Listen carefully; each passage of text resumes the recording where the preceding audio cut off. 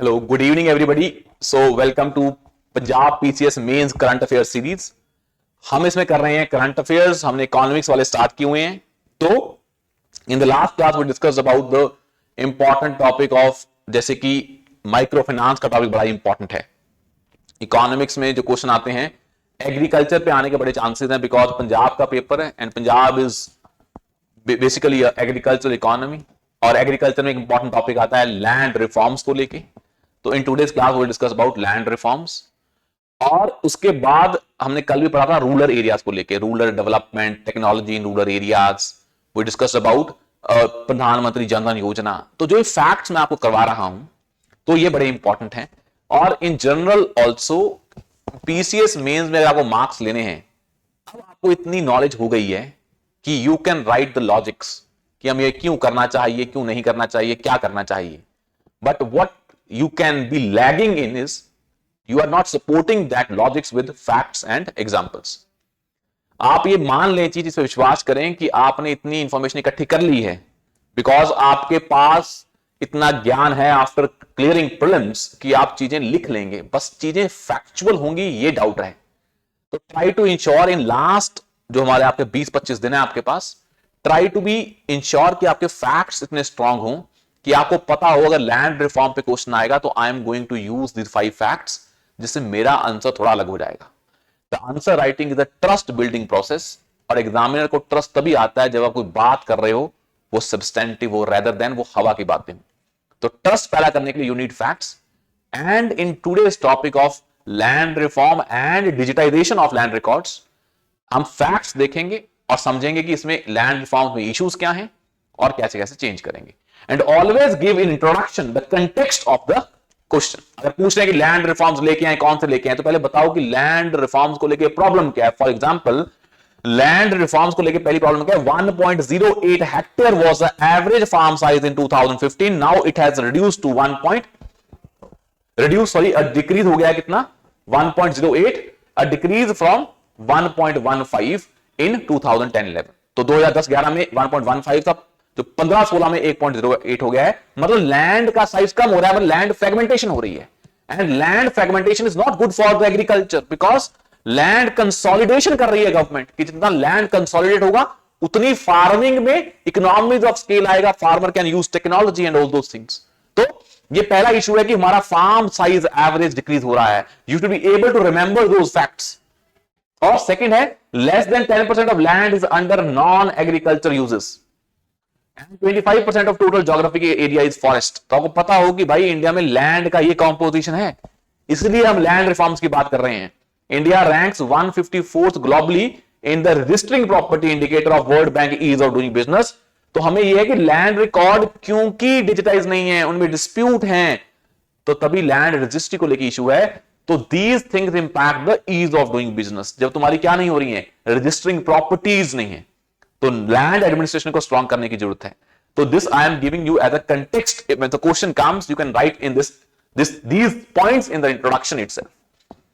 अब बच्चों के जो इंट्रोडक्शन हम देखते हैं आंसर, यहां पे आप जो टेस्ट सीरीज देते हैं तो आपके इंट्रोडक्शन कंक्लूजन बड़े ही वेग होते हैं, बड़ी बड़ी बातें की जाती हैं without any arguments, without any facts. Arguments ही होते हैं, बड़ी बड़ी बातें होती हैं और उससे एग्जामिनर का ट्रस्ट नहीं बनता है। तो ट्राई टू इंश्योर जो भी बोले फैक्चुअल बोले। Of course, logics are important, but logics has to be supplemented with the facts, not complemented with the facts, not supplement करना है उसको। ऐसा नहीं कि facts ही facts हैं, logics नहीं है। Logics plus facts makes a best combination to get good marks। अब हमारा मेन काम क्या है लैंड रिफॉर्म का? सर पहला मेन काम हमें लैंड लीजिंग को लीगलाइज करना है। पहला तो मेन काम क्या है, जो इंडिया में लैंड लीजिंग है वो ईज नहीं है। आज भी इंसान के पास लैंड पड़ा है, पर लैंड ऐसे ही पड़ा है, किसी को रेंट पे नहीं दे रहा है, क्योंकि लैंड पे डिस्प्यूट आ जाता है। क्योंकि इंसान को पता है कि मेरा जो लैंड है इस पे मैंने प्रॉपर्टी रजिस्टर नहीं है, उस पे लीगल डिस्प्यूट है, किसी को आगे देके रेंट दे दिया, पंगा है। तो इंडिया में लैंड की ट्रांजैक्शन एज कमोडिटी बड़ी कम है। लैंड फ्रेगमेंट है तो हमें क्या करना है, कंसोलिडेट करना है, तभी लैंड पूलिंग की पॉलिसी आती है। पंजाब गवर्नमेंट की land pooling policy very important, हम इसको डिस्कस करेंगे आगे। और दूसरा हमें डिजिटाइज करना है लैंड रिकॉर्ड को, ताकि लैंड के बेसिस पे जो आपको क्रेडिट लेना है वो लेना आसान हो जाए। अब दूसरा है जो फॉरेस्ट लैंड है उसकी एफिशिएंसी को बढ़ाना है और प्रॉपर्टी राइट को स्ट्रेंथन करना है, specially community rights over forest land. अब आपको पता है कि जो हमारा फॉरेस्ट राइट्स एक्ट है उसमें दो तरह के राइट्स हैं, एक तो कम्युनिटी राइट्स हैं, एक इंडिविजुअल राइट्स हैं। तो कम्युनिटी राइट्स अभी तक नहीं इंप्लीमेंट हो रहे हैं अच्छे से, तो हमें वो भी इंश्योर करना है। तो जब लैंड की बात हो रही है, try to be very exclusive in that, कि भाई आप उसमें सारे एलिमेंट्स इंक्लूड करेंगे, चाहे फॉरेस्ट लैंड हो, चाहे हमारा एग्रीकल्चरल लैंड हो, चाहे वो नॉन फॉरेस्ट लैंड हो। अब सबसे बड़ी प्रॉब्लम क्या है इसको लेके जो हम बात करते हैं, वो पहली प्रॉब्लम है land inequality. India top 110% owns 45% of farm land. तो ये फैक्ट बड़ा इंपॉर्टेंट है कि लैंड इनइक्वालिटी है, और जैसे वैसे इनकम इनइक्वालिटी होती है ना, वेल्थ इनइक्वालिटी, वैसे लैंड की इनइक्वालिटी का फैक्ट बड़ा इंपॉर्टेंट है। सेकंड, लैंड फ्रेगमेंटेशन हो रही है, 35.6% farmers own less than 1 hectare of land. तो फार्मर सबसिस्टेंस फार्मिंग कर रहे हैं, तो उनकी एग्रीकल्चर इनकम डबल करनी बड़ी मुश्किल है। लीगल कंप्लेक्सिटी है, land being a state subject, तो स्टेट लैंड के अपने अपने लैंड रिकॉर्ड रख रहे हैं, लैंड राइट्स दे रहे हैं, सभी स्टेट्स में अलग-अलग है, तो बड़ा कंफ्लिक्ट होता है। और सेकंड, लैक ऑफ क्रेडिट, अगर लैंड रिकॉर्ड्स डिजिटाइज नहीं है, लैक है, डिस्प्यूटेड है, तो you can't use this land as a collateral to get credit from the banks, तो lack of credit is there. तो these are the 4 core issues, और भी बहुत हैं। तो एक सोल्यूशन बताया जाता है डिजिटाइजेशन ऑफ लैंड रिकॉर्ड्स। अब इस डिजिटाइजेशन ऑफ लैंड रिकॉर्ड्स में अब हमें कंटेक्स्ट तो ये है कि यूनियन जो हमारे मिनिस्टर ऑफ रूरल डेवलपमेंट है, recently notified that 95% of land records have been digitised since 2016 under the digital India land record modernisation programme, DIL-RMP. This program was launched in 2016, department of जो land resources है, ministry of rural development. इसका main है कि जो manual presumptive land title है system, उसको digital conclusive land title करते हैं। प्रिजम्पटिव नहीं है, कंक्लूसिव। अब आप उसको टेक्नोलॉजी का यूज करें, ड्रोन का, सैटेलाइट का, ताकि आपके कोऑर्डिनेट फिक्स हो, कोई भी डिस्प्यूट क्या हो जाए सब खत्म हो जाए। और कंक्लूसिव राइट होना चाहिए, ना कि presumptive right. This is very important term, presumptive to conclusive. You can use that in conclusion also. इसके अंदर बहुत सारे स्कीम्स है, जैसे कि national generic document registration system, e court integration, Bhumi Samman, Bhu आधार, भूमि का अपना आधार कार्ड है, तो इस सारी स्कीम्स के अंदर आए। अब क्यों चाहिए डिजिटाइजेशन? क्योंकि इंडिया में लैंड ओनरशिप के बड़े डिस्प्यूट्स हैं कि मेरा लैंड है, तेरा लैंड है, because lands are not coordinates by fixed हैं। और इसीलिए the system of updating and correcting land records is very complex, elaborate and tedious, और because of more than 60% of litigation in India is land related. तो देख रहे हैं courts पे burden भी क्यों है, लैंड रिलेटेड। तो अगर क्वेश्चन आता है कल को पेपर 2 में कि जुडिशरी में कि भाई कैसे कोर्ट के बर्डन को कम करें, तो सिंपल बोले digitization of land records, because land disputes constitute around 60% of litigations. तो you can use this as a in GS2 ऑल्सो। तो जो इंफॉर्मेशन है GS 1, 2, 3 की, 4 की, आप इंटीग्रेटेड मैनर में भी यूज कर सकते हैं, वो आप में एक कला होनी चाहिए। फिर आता है outdated mapping, lack of updated records has resulted into records not being representative of the present ground realities. भाई लैंड तो अपना हिसाब से चेंज हो रहा है, एंड आपका जो आउटडेटिंग मैपिंग है वो सारा काम खराब कर रही है। तो these are the problems, that's why we need digitization. Land disputes, या फिर आउटडेटेड मैपिंग, या फिर इनएफिशिएंट एडमिनिस्ट्रेटिव सिस्टम। एक स्कीम भी आई थी, स्मार्ट वित्मा scheme. It provides legal ownership of rural residential land using drone based service. It aims to empower the people because on the basis of land they can get credit, dispute resolution and better planning. Because land जब आपको कोई dispute नहीं होगा तो you can plan कि किसको rent पे देना है, कितने टाइम के लिए देना है। अब आप नहीं दे पाते हैं because of disputes, या कैसे आपको लैंड को पूल करना है। लैंड पूल तो तभी होगा जब लैंड पे डिस्प्यूट नहीं होगा। कौन लैंड पूल करेगा जब लैंड ही डिस्प्यूटेड है। और as of December 2023 over 1.25 crore property cards have been prepared and distributed across more than 3 lakh villages in India. These facts are very important. Government aims to cover सारे के सारे villages by March 2025. अब हो गया 2025 मार्च, गोल था ये हमारा।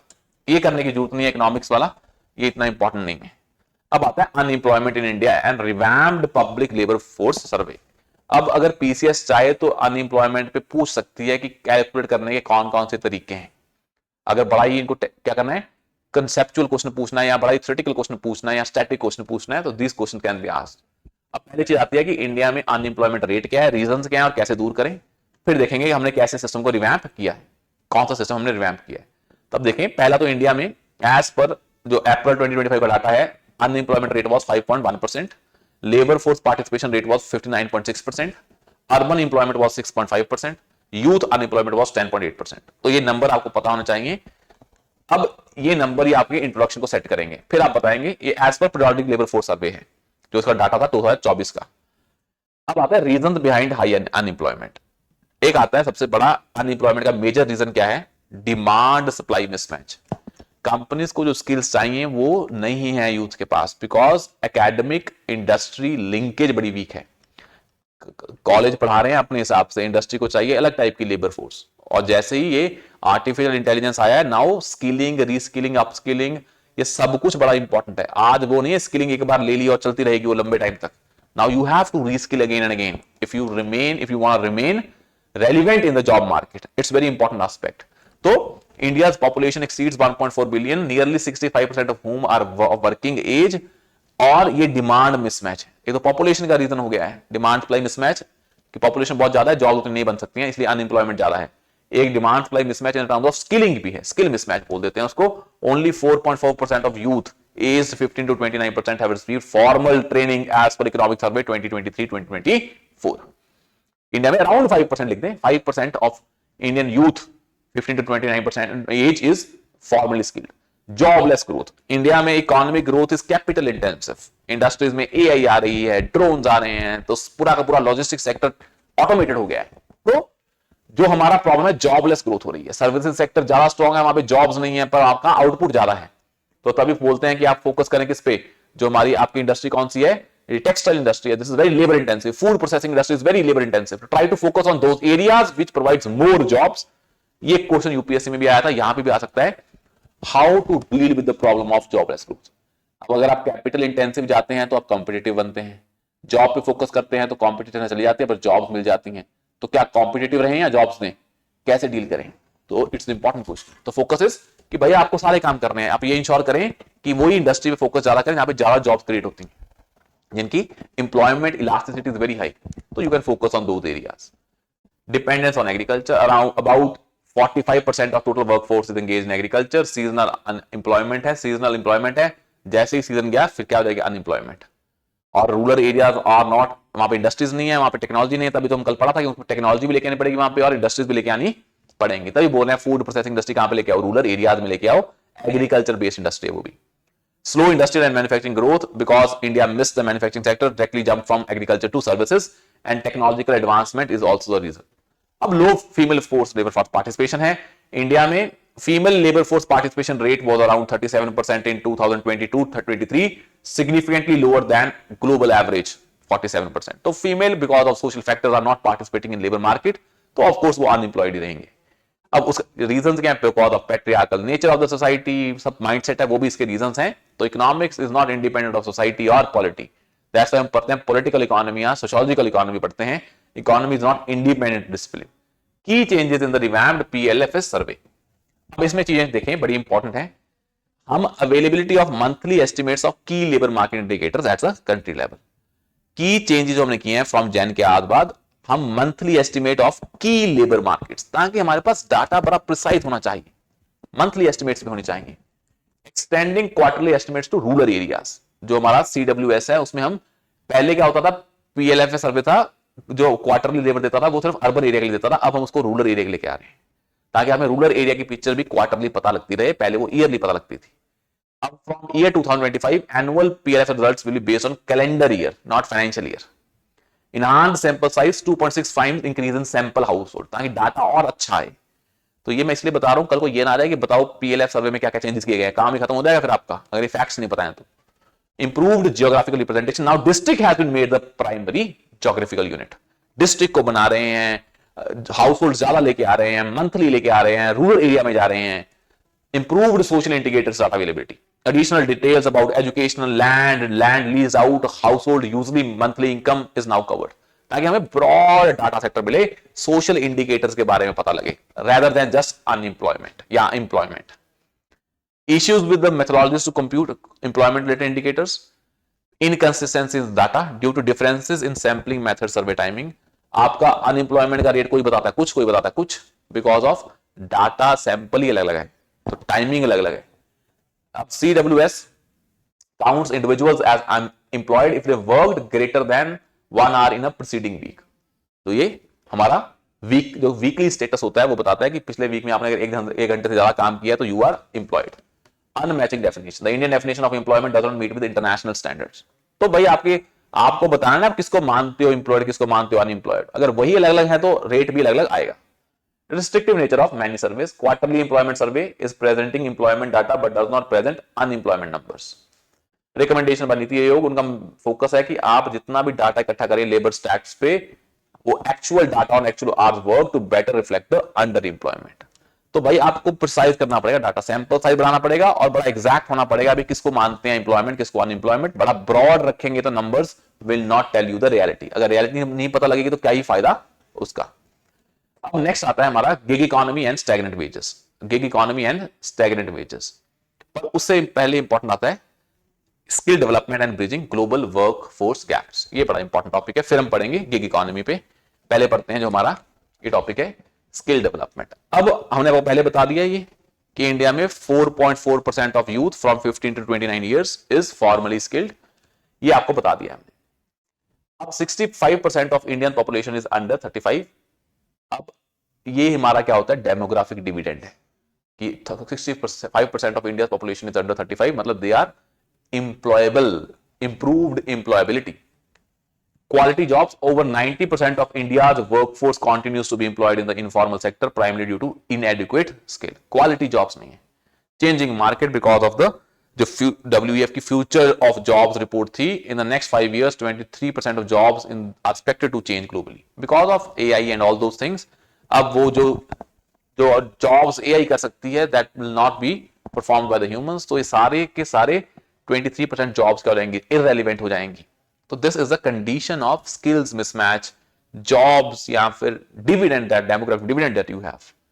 अब स्किल डेवलपमेंट सबसे बड़ी प्रॉब्लम क्या आती है, स्किल डेवलपमेंट में पहली प्रॉब्लम आती है एकेडमिक और जो हमारी इंडस्ट्री है उसके बीच में लिंकेज नहीं है। सबसे बड़ा इंपॉर्टेंट पॉइंट है हमारा जो पूरा का पूरा करिकुलम होता है, it is not decided by the industry but by the academy. वो आज भी थ्योरेटिकल है, पुराने माइंडसेट के, आज भी हम वही पढ़ रहे हैं जिसका आज कोई रेलेवेंस नहीं है, बिकॉज उनका वही ट्रेडिशन चला आ रहा है जो पहले से चला आ रहा था। वोकेशनल ट्रेनिंग को माना जाता है इंफीरियर, कि भाई आप करेंगे तो ग्रेजुएशन करेंगे, प्रैक्टिकल ट्रेनिंग नहीं करेंगे। वोकेशनल ट्रेनिंग से स्किल्स आते हैं, होता है ना, आईटीआईज होती हैं। तो नेगेटिव परसेप्शन उसको लेके, तो स्किलिंग नहीं आती है बिकॉज आप स्किल सीखना नहीं चाहते हैं, आपको चाहिए डिग्रीज चाहिए। तो ये है negative perception with respect to vocational training. Fast changing job market which require constant upskilling and reskilling. अब जॉब मार्केट बड़ी चेंज हो रही है, आपको पता है ना, because of the now the system is this कि चीजें बहुत जल्दी चेंज हो रही हैं। तो अगर वो हो रही है तो स्किल डेवलपमेंट में वैसे इशू आ जाता है। पहले होता था एक स्किल गेन की 50 साल चलेगी, अब एक गेन की 2 साल चलेगी, फिर दोबारा से उसे रीस्किल करना पड़ेगा depending upon changing the nature of technology in the society. Lack of quality of skilling, वो है ही नहीं है, करिकुलम बताया आपको। Lack of adequate apprenticeship ecosystem, भाई अप्रेंटिसशिप जो होती है it is like a training that you do in a industry. अब ग्रेजुएशन कर रहे हैं तो वहां पे आपको कुछ एक ईयर में 2-3 महीने लगाने पड़ते हैं एज अ ट्रेनिंग, ताकि आपको प्रैक्टिकल एक्सपीरियंस मिल सके। वो है ही नहीं हमारे पास इकोसिस्टम सही। हम मानते हैं बस डिग्री लें और अच्छा जॉब करने जाएं, प्रैक्टिकल एस्पेक्ट्स मिसिंग है। जेंडर इनइक्वालिटी तो है ही है बिकॉज ऑफ जो gender inequality because of low participation of women, labour force participation rate आपने अभी देखा है। अंडर फंडिंग मतलब public expenditure on skill development in India remains very low, only 0.2% of GDP compare to leading economies. NITI Aayog ने बोला है कि तुम 0.2 कर रहे हो, लीडिंग इकोनॉमीज पे 3% भी खर्च कर रही हैं, तो you have to improve that. अब आता है bridging global workforce gaps, India's demographic advantage. हमारे पास एडवांटेज तो है, हमारा 65% ऑफ पॉपुलेशन इज बिलो 35, अच्छी बात तो है, पर वो डेमोग्राफिक डिविडेंड कहीं डिजास्टर में कन्वर्ट ना हो जाए if you not promote the skill development, because already the situation is very poor as far as skill development in India is concerned because of various reasons. अब impacts of labour mobility, अब एक दिन देखें, जब तुम्हारे पास skills नहीं होंगे, global productivity enhancement, connect potential migrants with employers in need. तो पहला सबसे अच्छी काम क्या है कि जब तुम्हारे पास स्किलिंग नहीं है तो फिर आपको स्किल्ड बंदे चाहिए, तो स्किल्ड बंदे जो चाहिए फिर उसके लिए माइग्रेशन तो होनी तय है, तभी हो रही है ये। Poverty alleviation, migrants can expect to increase their income by 6 to 15 times, क्योंकि भाई जब तुम्हारे स्किल की कदर होगी, रिस्पेक्ट होगी, then you will get a more income also. Remittances sent back home can play a crucial role in social welfare. In 2022, India received over $111 billion in remittances, तो social welfare के लिए। Long term impact on India, mass migration of workers may impact India's skill development and potential brain drain. अब भाई जब labour mobility होगी तो ऐसा भी पॉसिबल है कि इंडिया से अच्छे स्किल्ड वाले कहाँ जाएंगे, बाहर जाएंगे। यूएस में जाते हैं तो ब्रेन ड्रेन होता है, तो उससे एडवर्स इंपैक्ट भी होता है। तो लेबर मोबिलिटी से पॉजिटिव इंपैक्ट भी होते हैं, नेगेटिव भी होते हैं। Positive in the sense India वाले बाहर जा रहे हैं, अगर वो intra migration with in India है या आउटसाइड इंडिया है, तो अगर इंडिया वाले बाहर जा रहे हैं तो प्रॉब्लम हो सकती है, बाहर से इंडिया में आ रहे हैं तो अच्छी बात भी है, या इंडिया वाले बाहर जा रहे हैं और वहां पे अच्छी इनकम ले रहे हैं तो अच्छी बात भी है। तो both good positive and negative are associated with the impacts of labour mobility. और वे फॉरवर्ड क्या है, सबसे बड़ी अच्छी चीज क्या है, अगर आपके पास ग्लोबल वर्कफोर्स गैप को खत्म करना है तो भाई हम जब फ्री ट्रेड करते हैं उसका भी लॉजिक क्या होता है कि there are some countries which are good in certain products, there are other countries which are good in other products. तो better is to develop economies of scale and let the countries trade, ताकि किसी को भी किसी चीज की कमी ना हो और they can become a specialised in their own field. वैसे ही लेबर फोर्स को भी मूव करने के लिए अलाउ होना चाहिए so that the skilled force can be available at any place in the world. अब उसके लिए मोबिलिटी बड़ी इंश्योर है कि अगर इंडिया वाले बाहर जा पाएंगे काम करने तभी तो क्या होगा, ग्लोबल वर्कफोर्स इंश्योर हो पाएगी। उसके लिए तभी बोलते हैं क्या स्टार्ट करें, इंटरनेशनल एग्रीमेंट्स, बायलैटरल करें, मल्टीलैटरल करें, ये इंश्योर करें कि माइग्रेशन क्या होनी चाहिए, अलाउड होनी चाहिए। ऐसा नहीं है बीच बीच में आप क्या लगाते रहे, आपने रिस्ट्रिक्शन लगा दी H1B वीजा पे।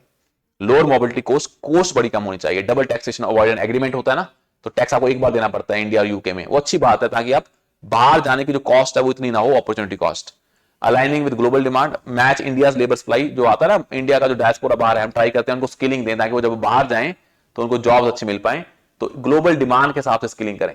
Targeted skill development, implement demand driven skill programmes align with global labour market requirements with focus on emerging sectors. तो ये कहानियां हैं, ये आप लिख सकते हैं, बट आपको पता होना चाहिए कि इंडिया में स्किल डेवलपमेंट को लेकर क्या इशू है और ग्लोबल वर्कफोर्स गैप को कैसे खत्म किया जा सकता है। कौन कौन से इशू है ग्लोबल वर्कफोर्स को लेकर, जो कि जैसे यूएसए में आप रिस्ट्रिक्शन लगा रहे हैं, लेबर को अलग मान रहे हैं, गुड्स को अलग मान रहे हैं कि गुड्स का ट्रेड तो करते रहो पर लेबर ना आए क्योंकि हमारी जॉब्स नहीं है। तो जैसे जैसे अनएम्प्लॉयमेंट बढ़ रही है दुनिया में, वैसे वैसे वर्कफोर्स के फ्लो पे भी रिस्ट्रिक्शन लग रही है, वो नहीं लगनी चाहिए। तो you can do this 4-5 things जो बड़ी इंपॉर्टेंट है। तो प्रधानमंत्री कौशल विकास योजना है, दीनदयाल उपाध्याय ग्रामीण कौशल योजना है, स्किल इंडिया प्रोग्राम है, रिस्ट्रक्चर प्रोग्राम है, एनईपी पॉलिसी है हमारी, और स्किल पार्टनरशिप एग्रीमेंट है with Germany, Italy and France. It will push India skill structure. अब नेक्स्ट आता है जो स्टेट के फाइनेंसेस हैं। This is very important topic कि स्टेट के फाइनेंसेस को कैसे अरेंज मैनेज करें। भाई अब fiscal position of state governments, पहले एक आइडिया ले लेते हैं कि फिस्कल डेफिसिट बहुत ज्यादा है, पंजाब का बहुत ज्यादा है। हमने पहले डिस्कस कर लिया क्यों पंजाब का फिस्कल डेफिसिट ज्यादा है, हमने पहले लेक्चर में पंजाब स्पेसिफिक करंट अफेयर ही पढ़े थे। अगर हम बात करें 2.7% is a consolidated gross fiscal deficit, decline from average of 4.3% of GDP to 2.7 to further to 2.7 in 2000, जो हमारा 23 to 24 है। अब बात ये आ रही है कि revenue deficit is 0.2%, debt of state is 28%, 28.5, हम एवरेज ले रहे हैं। कैपिटल एक्सपेंडिचर इज 3.1%, ये एवरेज है। अब ये स्टेट गवर्नमेंट्स का एवरेज स्टेटस हमें दे दिया है। अब ये क्या दिखा रहा है भाई कि कैपिटल एक्सपेंडिचर बड़ा कम खर्च कर रहे हो आप एज कंपेयर टू, अगर नेशनल यूनियन गवर्नमेंट की बात करें, और states are mostly focusing on revenue expenditure. Debt बहुत ज्यादा है 28.5%, होना कितना चाहिए एज पर अगर देखेंगे जो हमारा लीगल मैंडेट है वो है 20% का स्टेट्स के लिए और यूनियन के लिए 40%, तभी 60% का डेट होना चाहिए total. Why fiscal deficit is higher in some states? तो इसका रीजन क्या है? सबसे बड़ा इंपॉर्टेंट रीजन है, तब भी पढ़ा था, पावर सेक्टर लॉसेस। डिस्कॉम्स में फ्री बिजली की चोरी, बहुत ज्यादा खर्चा है, 2.4% ऑफ जीडीपी है लॉसेस। तो वो लॉसेस कौन भरपूर करेगा, भरपाई करेगा, उसकी भरपाई वो करेंगी स्टेट गवर्नमेंट्स। तो उनका डिस्कॉम्स को बचाने में बड़ा पैसा खर्च होता है और बहुत ज्यादा लोन वेव करे जाते हैं, फार्म लोन वेव बहुत होते हैं और इसके कारण बहुत ही सब्सिडी बर्डन स्टेट्स का बहुत ज्यादा है और स्टेट्स का नॉन टैक्स रेवेन्यू बहुत ही बेकार है। States own non tax revenue is just 2 to 2.5%, है ही नहीं है इनकम स्टेट के पास। टैक्स की है जो है जीएसटी है वो भी, बस और कुछ नहीं है।